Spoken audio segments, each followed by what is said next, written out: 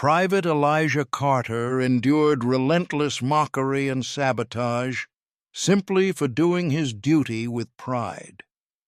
Sergeant Mark Whitman, cruel and condescending, took pleasure in belittling him at every opportunity.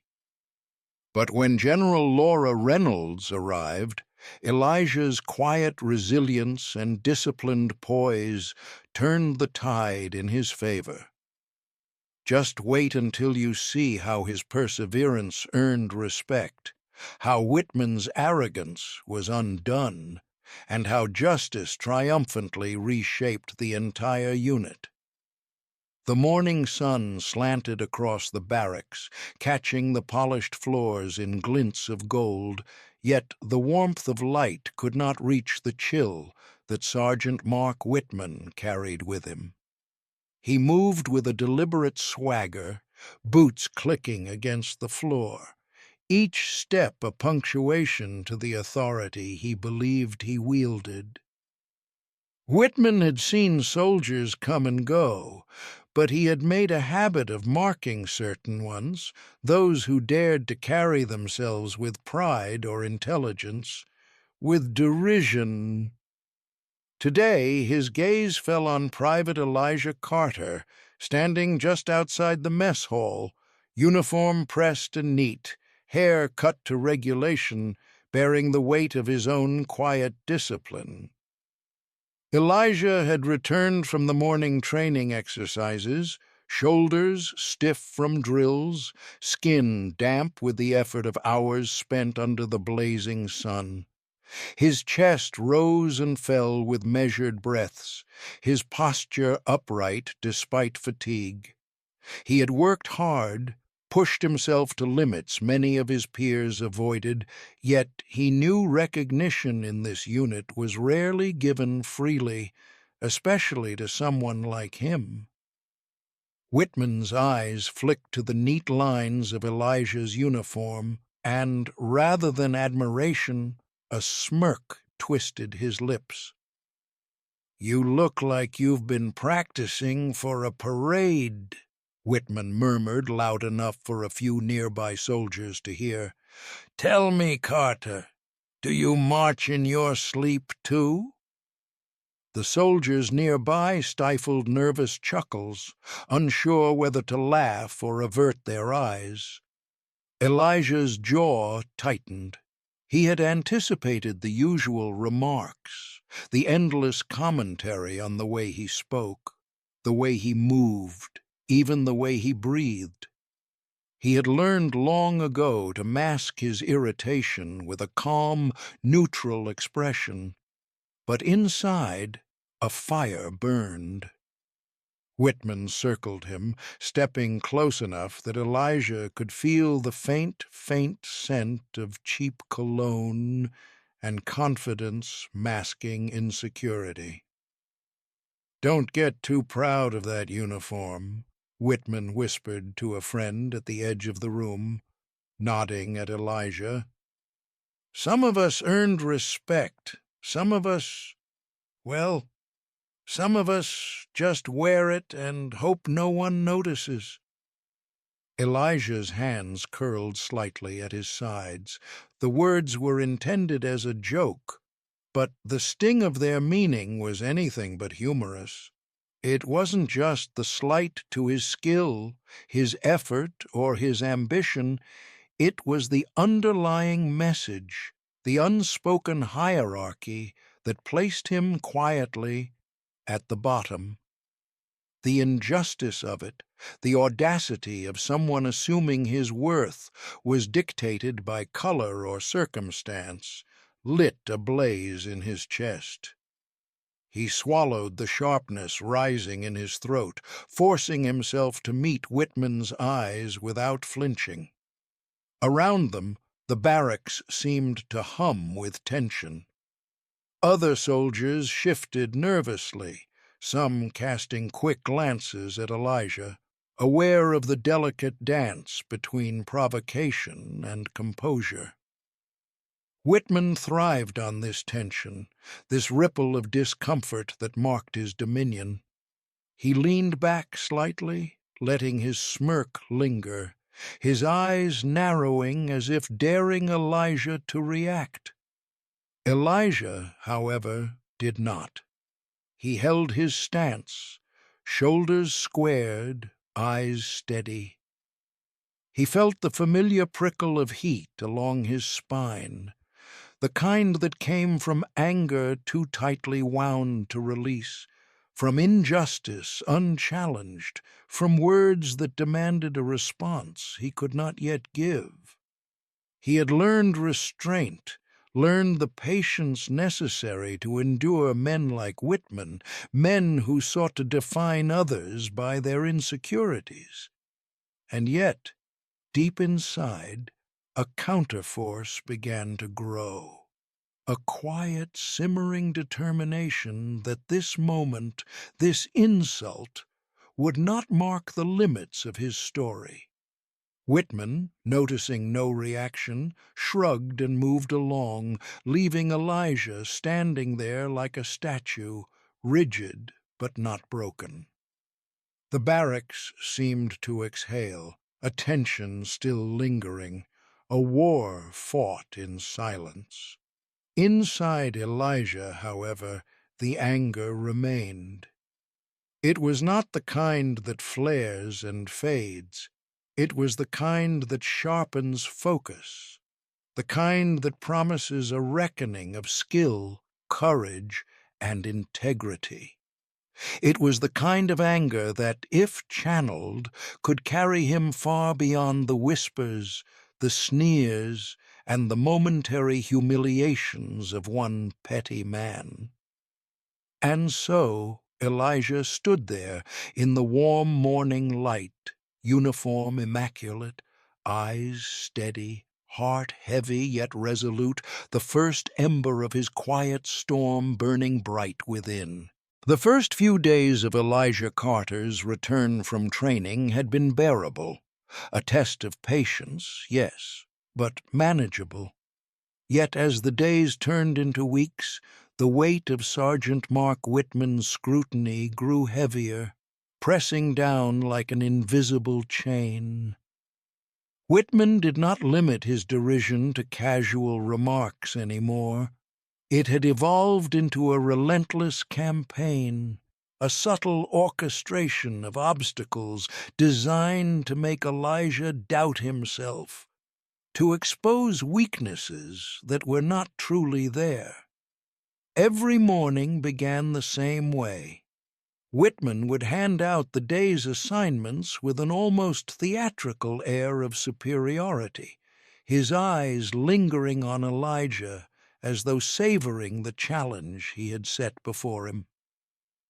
"Carter, you'll handle the perimeter check," he said one day, though the task was already assigned to a team of seasoned soldiers. "Try not to overthink it." The words were laced with condescension, a subtle jab meant to undermine confidence. Elijah nodded, mask firmly in place, and moved to the task, feeling the weight of Whitman's gaze follow every step. The inspections were worse. Whitman found every possible fault, highlighting creases in his uniform that were barely there, questioning his discipline and precision, as if Elijah's dedication were nothing more than a pretension. Other soldiers watched in uncomfortable silence. Some looked away, unwilling to challenge Whitman. Others offered fleeting looks of sympathy, but none had the authority or the courage to intervene. Elijah felt the sting of isolation, the quiet erosion of morale that comes not from battle, but from being made to feel unworthy where respect should have been automatic. Even his comrades, those he trusted and had trained alongside for months, could not shield him from Whitman's persistent scrutiny. They offered words of encouragement in whispers and quiet nods, but the sharpness of Whitman's presence was constant. inescapable. Nights offered no relief. Elijah would lie awake on his bunk, staring at the ceiling, replaying the day's encounters. He analyzed every word, every glance, wondering if he had faltered in subtle ways, questioning whether his composure had been enough. Sleep became fragmented, dreams restless, haunted by imagined failures and the very real sting of prejudice. Meals, once a moment of camaraderie and shared relief after grueling drills, lost their appeal. The taste of food dulled, swallowed almost mechanically, as Elijah's mind churned with the weight of the day's trials. He felt the subtle but persistent drain on his spirit. The barracks, designed to instill discipline and unity, began to feel like a cage, the walls closing in with each passing day. The very system that was supposed to foster honor and brotherhood now seemed a theater for favoritism and prejudice, with Whitman as its chief orchestrator. Yet despite the relentless pressure, Elijah held on to a quiet resilience. He endured in silence, masking the emotional toll with a calm exterior. But inside, the strain was real and tangible, a low burn that throbbed in his chest and made each day feel heavier than the last. His sense of self-worth, carefully cultivated through years of training, began to crack under the constant onslaught of scrutiny and ridicule. Doubt crept into moments when it had no right to be, whispering that perhaps Whitman's assessment was correct, that perhaps he had overestimated his own capabilities. Still, beneath the pressure, a deeper resolve began to form. Elijah could feel it like a pulse beneath the weight of despair, a stubborn insistence that his worth was not defined by someone else's prejudices, a quiet promise to himself that he would endure, that he would rise above this prolonged period of trials. The pain, though unrelenting, became a crucible, shaping his patience, sharpening his focus, and preparing him, though he could not yet see it, for the moment when his perseverance would meet opportunity. Whitman's shadow stretched across every hour, every drill, every interaction, and yet, even as the emotional toll mounted, Elijah remained standing. The young soldier's exterior did not waver, though inside the ache of injustice was profound. It was a pain that demanded recognition, a subtle warning that the storm it kindled would one day reach its peak. The barracks buzzed with quiet anticipation the evening the announcement came. Rumors had spread like wildfire. A new general was being assigned to their unit. This was no ordinary transfer. The whispers painted her as someone different, someone who valued fairness, skill, and integrity above rank or favoritism. Her name, General Laura Reynolds, was spoken in hushed tones with a mixture of curiosity and cautious optimism. Soldiers who had long endured rigid hierarchies and petty rivalries dared to imagine the possibility of change. For Elijah Carter, the news stirred something fragile yet persistent: hope. The next morning, the barracks were unusually alert. Boots polished, uniforms immaculate, rifles aligned with meticulous care. Every soldier knew this visit would be scrutinized. General Reynolds arrived quietly, her presence commanding attention without the need for theatrics. She moved slowly through the space, her eyes sharp, scanning every face, every posture, every detail. There was a calm authority about her, a quiet insistence that each soldier be seen as an individual, not a statistic or a target for someone else's ego. Sergeant Whitman immediately sensed the shift in the atmosphere. The old strategies, mocking, undermining, asserting dominance, felt suddenly inadequate. He barked orders, attempting to fill the space with his familiar authority, but the energy in the room had changed. General Reynolds's gaze cut through the noise, her attention precise and measured, leaving no room for empty displays of control. Whitman's usual smirk faltered. His confidence, once unshakable, now showed cracks. When her eyes landed on Elijah, everything seemed to slow. She observed his stance, the subtle steadiness of his breathing, the disciplined lines of his uniform. She did not see just a soldier following orders. She saw the resilience forged in weeks of pressure, the quiet strength that had carried him through ridicule and doubt. His composure was not the result of arrogance, but of endurance, of learning to stand tall in the face of unfairness. For a fleeting moment, Elijah felt as though she could see the storm he had weathered, the long nights of reflection, the silent persistence, the inner fire that refused to be extinguished. Whitman, meanwhile, struggled to maintain his usual facade.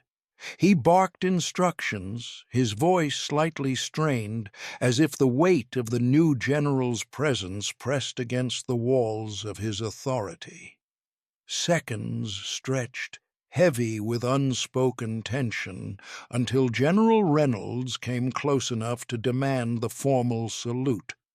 Whitman, caught off guard by the sheer force of her presence, hesitated briefly before raising his hand in a stiff, mechanical gesture of respect. The image of him, once so imposing, now deferential, resonated in Elijah's chest. Elijah's own salute came next, crisp and precise, but different this time. It was not just a formality. It was a silent acknowledgment of endurance, of patience, of integrity finally being recognized. For the first time in weeks, he allowed himself a quiet spark of optimism. The tide had begun to shift. The oppressive weight of Whitman's daily mockery no longer felt permanent. The system, it seemed, might still reward those who persevered, those who upheld discipline and honor above fear and prejudice. In that moment, hope was not a grand declaration.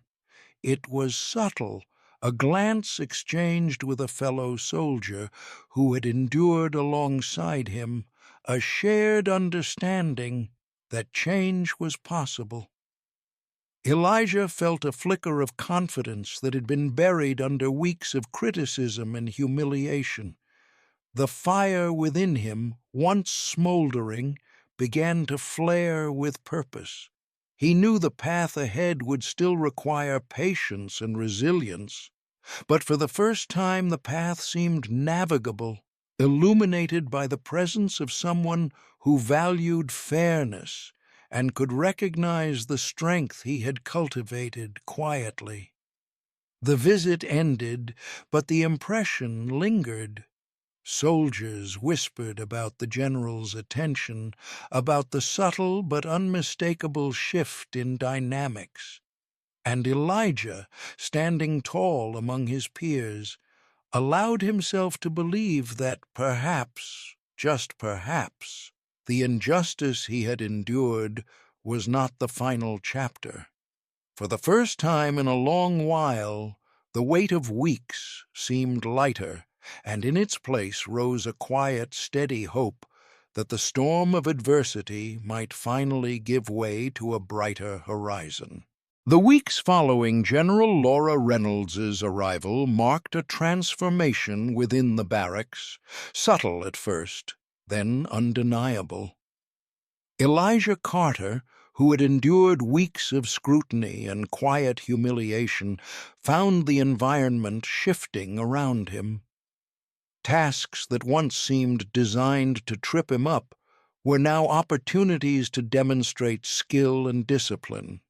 The same peers who had watched him silently bear Whitman's barbs now saw a young soldier whose determination was unwavering, whose focus and composure inspired quiet admiration. The air seemed lighter, charged with a sense that fairness could indeed prevail. General Reynolds observed with an attentive eye. She noticed not only Elijah's skill, but the manner in which he carried himself, resilient, disciplined, and patient, yet quietly confident. His efficiency, the care with which he approached every duty, and his readiness to support fellow soldiers did not go unnoticed. She began to entrust him with more responsibility, overseeing training drills, leading small teams on exercises, and providing mentorship to newer recruits. Each assignment carried weight and visibility, and with each, Elijah's competence shone through, impossible to ignore or diminish. Promotion came quietly but decisively. When the announcement was made, Elijah felt a wave of vindication, not in arrogance, but in a deep, steady acknowledgment that his perseverance had been seen and valued. The rank insignia on his uniform was more than a symbol of position. It was recognition of endurance, of integrity, and of patience through adversity. Soldiers who had once cast furtive glances now looked directly, offering nods of respect. The culture in the unit began to change, subtle ripples that gradually reshaped the hierarchy, centering on merit rather than favoritism or prejudice. Whitman's fall from unchallenged authority was as instructive as Elijah's rise. Under General Reynolds's guidance, his behavior, previously tolerated, even overlooked, was formally addressed. The reprimand he received was firm, a structured reminder that leadership was a responsibility, not a license for undermining others. Whitman was forced to reckon with the consequences of his actions, reflecting on the bias and arrogance that had defined his interactions with subordinates. While the process was not about public humiliation, the quiet restoration of fairness spoke volumes to the unit. Cruelty and prejudice could not thrive unchecked. For Elijah, the transformation was as much internal as external. The weeks of endurance, the late nights, the emotional strain, each had forged a resilience that now radiated as quiet authority. He understood the significance of his journey. It was not merely a personal triumph, but a demonstration of what discipline, integrity, and unwavering focus could accomplish in the face of adversity.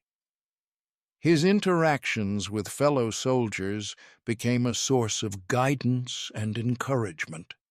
He shared knowledge, offered support, and cultivated a culture of respect that contrasted sharply with Whitman's earlier dominance. The moment that captured the essence of his journey came during a routine inspection. Elijah saluted General Reynolds with precision and confidence, a gesture that transcended protocol. It was a statement. He had endured mockery and belittlement, yet here he stood, recognized and respected for his merit. The salute resonated with quiet power, a symbol of triumph over injustice, a reminder that character and perseverance could outlast prejudice and arrogance. Soldiers around them noticed the subtle shift, and in their eyes, admiration replaced uncertainty. Elijah's story became a quiet inspiration, a testament to endurance and integrity. The lessons of the barracks, once cruel, now served to reinforce values that could guide the entire unit. In the eyes of those who witnessed it, the peers who had watched him struggle, the leaders who had seen his growth, Elijah's journey illustrated that resilience, patience, and dedication could overcome even the most entrenched injustice. The young soldier who had endured mockery now stood as a symbol of strength, proving that true leadership was earned through merit, not intimidation, and that enduring patience could turn hardship into triumph.